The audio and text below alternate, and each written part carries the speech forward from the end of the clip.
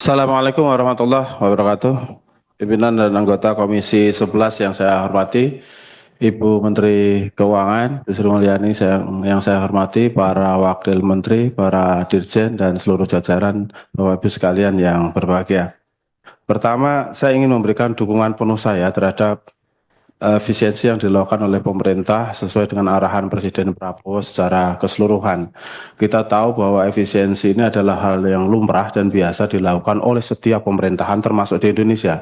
Dari presiden satu ke presiden lainnya, selalu efisiensi itu dilakukan. Tentunya kepentingannya adalah untuk mempertajam program-program prioritas dan sekaligus meningkatkan manfaat dari program-program itu secara langsung ke masyarakat. Hanya saja dalam konteks ini saya ingin sedikit reminding lah Bu Menteri dan pemerintah secara keseluruhan agar sejumlah mungkin ekses-ekses ataupun resiko-resiko entah besar entah kecil yang muncul itu bisa dimitigasi.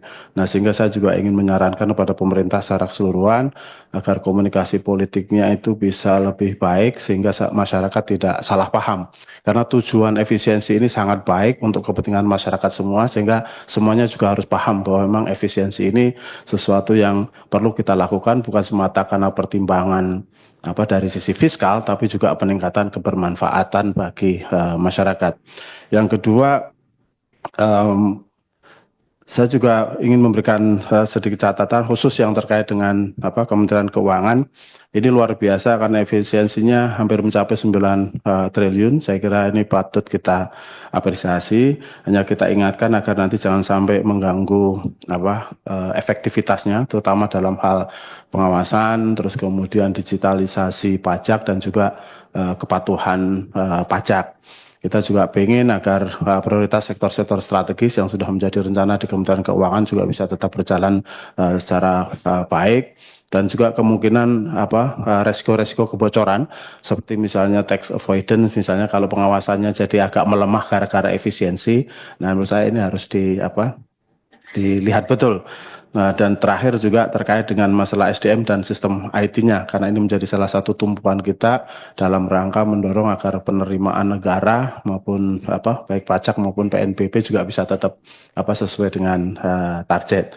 Nah, yang terakhir Bu Menteri, ini kalau lihat grafiknya Bu Menteri soal efisiensi ini agak menarik karena kalau saya lihat satu saja misalnya dari total belanja di birokrasi itu 2019 kan sekitar 2,6 triliun tuh. Terus kemudian 2025 2, triliun. Saya melihat ini jadi benchmarknya awalnya mungkin 2019, jadi angkanya segitu kan. Terus kemudian sekarang Ibu bisa efisiensikan sampai 967 triliun. Saya tidak tahu misalnya nanti hasil dari efisiensi tahun ini seperti apa, tapi kalau misalnya di Kementerian Keuangan bisa bagus dan mungkin juga di kementerian-kementerian lain bisa bagus dengan efisiensi yang dilakukan, ini artinya kan efisiensi tahun 2025 bisa menjadi benchmark ya sudah kalau misalnya belanja birokrasi di Kementerian Keuangan ya kurang lebih more or less 1T kira-kira gitu. Nah, ini kalau kedepannya bisa kita lakukan itu sehingga dari sisi fiskalnya program-program pembangunan itu bisa digenjot secara lebih baik. Saya kira itu beberapa catatan saya Pak Ketua. Sekali lagi saya ingin memberikan dukungan dan apresiasi terhadap kinerja Kementerian Keuangan, Bu Menteri dan seluruh jajaran dan juga pemerintah pada umumnya. Percayalah bahwa insya Allah dengan niat baik, dengan political will yang baik, efisiensi yang kita lakukan ini akan benar-benar bermanfaat untuk rakyat kita semua. Terima kasih. Wallahul muwaffiq ila aqwamit thoriq. Assalamualaikum warahmatullahi wabarakatuh. Waalaikumsalam warahmatullahi wabarakatuh. Ini ada permintaan khusus dari Pak Khalid mau bicara singkat padat jangan mengulang Pak ya. Tidak mengulang Pak pimpinan. Terima kasih pimpinan diberikan kesempatan Bu Menteri yang kami hormati dan spesial buat Pak Anggito selamat atas pengukuhan guru besarnya. Saya kira pemaparan dari Bu Menteri sudah sangat baik dan sesuai dengan impres. Cuma ada satu hal yang ingin kami pertajam yakni mengenai belanja pegawai. Belanja pegawai ini kami harapkan ini juga termasuk untuk pegawai kontrak atau honorer. Karena banyak juga masukan, aspirasi dari masyarakat bahwa mereka ketika masih terikat dengan kontrak, mereka tetap bisa bekerja, dan mendapatkan haknya. Dan Bapak Ibu semua yang saya hormati, saya titip kepada Bu Menkyu bahwa kita tetap memiliki tugas konstitusional.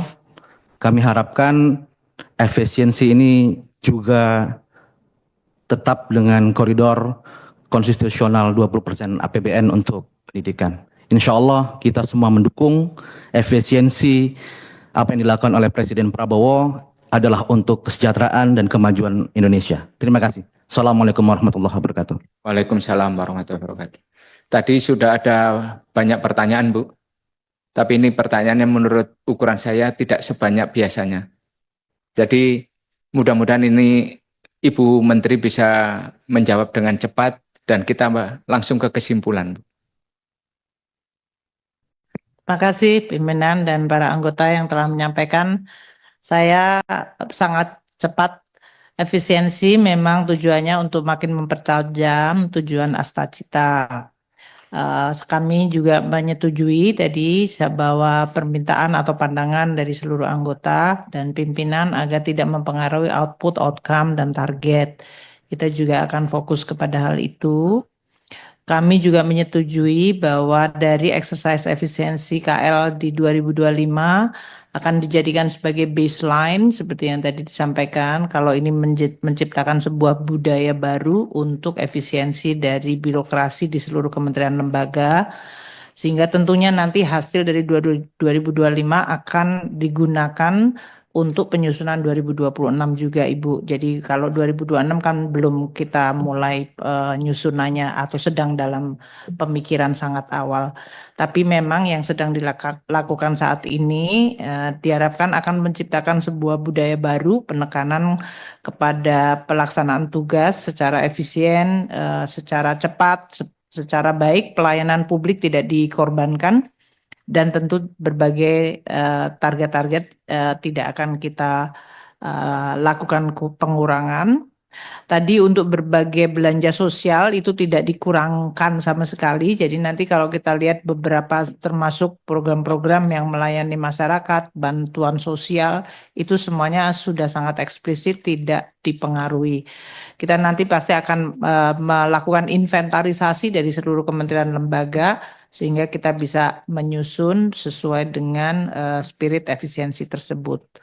Saya rasa itu Bapak, jadi kami terus melakukan, terus juga tadi diingatkan Pak Khalid untuk 20% sesuai konstitusi, pasti kita juga akan jaga, jadi sesudah semua dari kementerian lembaga tadi kami kumpulkan, kita nanti akan memilah lagi supaya kemudian penggunaan dari efisiensi ini maupun kemudian compliance atau kepatuhan terhadap konstitusi tetap akan kita jaga. Demikian Bapak dan Ibu sekalian, terima kasih atas dukungannya. Saya rasa spiritnya adalah benar-benar membangun sebuah budaya baru di dalam bekerja. Terima kasih. Assalamualaikum warahmatullahi wabarakatuh. Waalaikumsalam warahmatullahi wabarakatuh. Terima kasih Menteri Keuangan. Kita masuk kepada tahapan berikutnya yaitu kesimpulan. Rancangan kesimpulan dulu. Saya bacakan. Rancangan kesimpulan Rapat Kerja Komisi 11 DPR RI dengan Menteri Keuangan masa sidang 2 tahun 2024-2025 hari Kamis tanggal 13 Februari 2025. Komisi 11 DPR RI bersama Menteri Keuangan menyepakati hal-hal sebagai berikut. 1. Komisi 11 DPR RI telah mendengarkan penjelasan dari Menteri Keuangan tentang rencana efisiensi belanja dalam pelaksanaan APBN tahun 2025.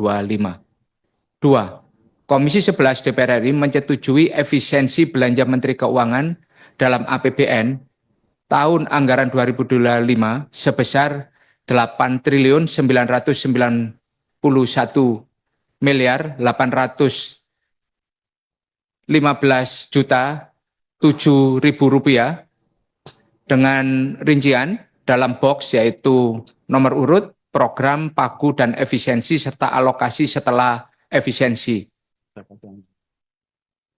dalam rupiah. Semua catatan ini menjadi bagian penting di dalam rapat ini yang tidak saya bacakan satu persatu, tetapi secara program itu menyangkut ada 5, yaitu kebijakan fiskal, kemudian pengelolaan penerimaan negara, 3. pengelolaan belanja negara, 4. pengelolaan perbendaharaan kekayaan negara dan risiko, 5. dukungan manajemen.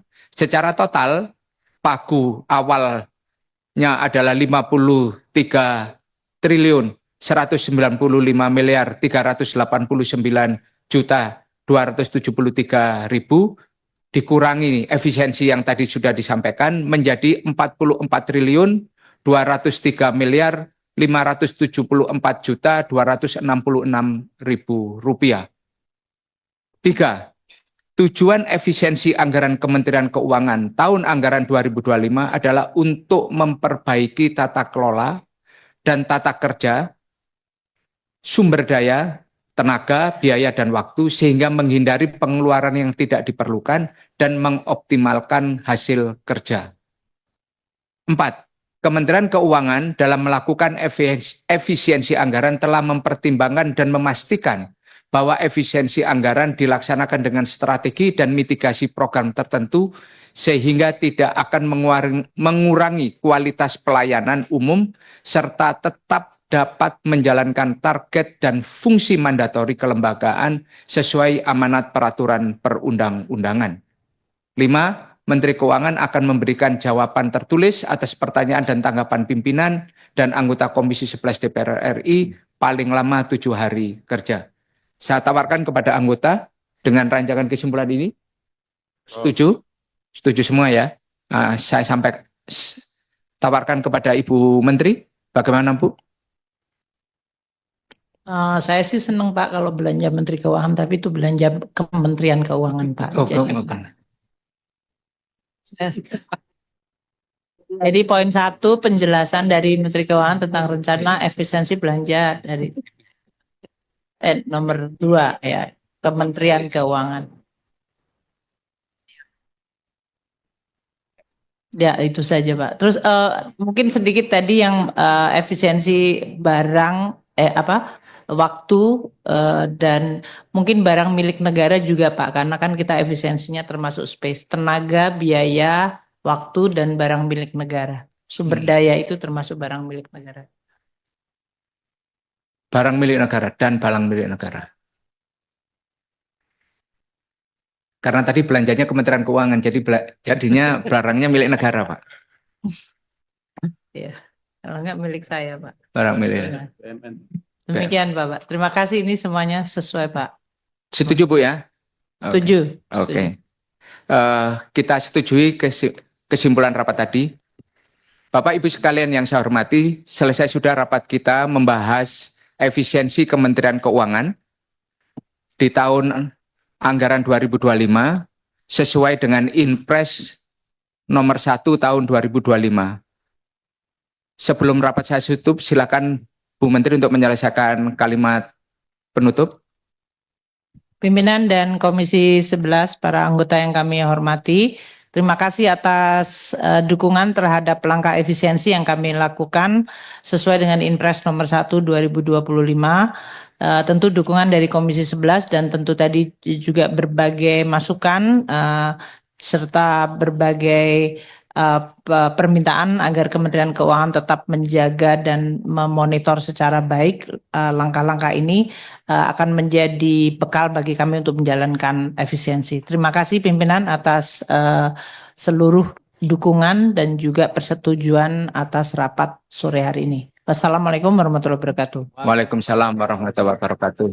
Dengan mengucap syukur alhamdulillah dan permintaan maaf apabila ada kalimat dan perkataan yang kurang berkenan, saya akhiri rapat ini dengan ucapan alhamdulillahirabbil alamin.